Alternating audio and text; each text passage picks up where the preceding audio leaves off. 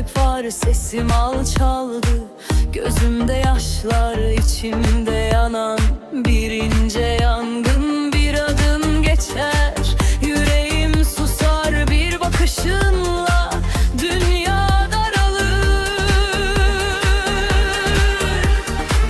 Sonra bir an içimden fırlar, karanlık yerden güneşe çıkar. Dizlerim titrer, sesim kırılır, sonra birden dağ gibi olur.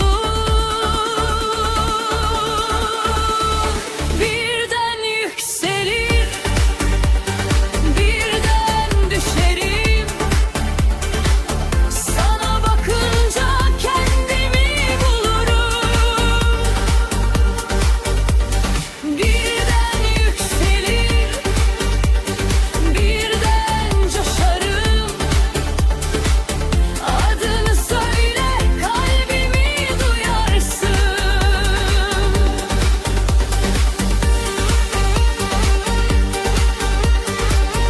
Adını söyle, kalbimi duyarsın.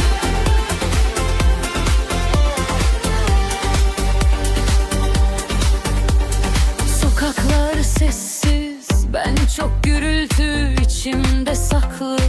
Bir sürü sevda, bir gün yanarsın, bir gün donarsın. Senin yüzünden böyle savruldum. Bazen çok derin, bazen çok açık. Bir çocuk gibi, bir adam gibi. Bir an susarım, bir an bağırırım. Bu sevda beni ikiye böldü. Sonra bir an içimden fırlar, karanlık yerden güneşe çıkar.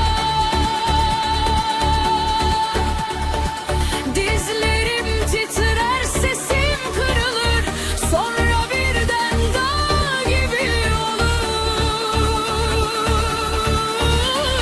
Birden yükselir, birden düşerim. Sana bakınca kendimi bulurum.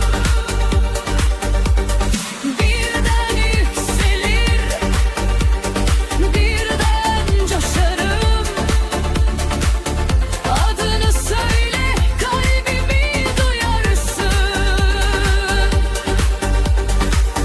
Adını söyle, kalbimi duyarsın.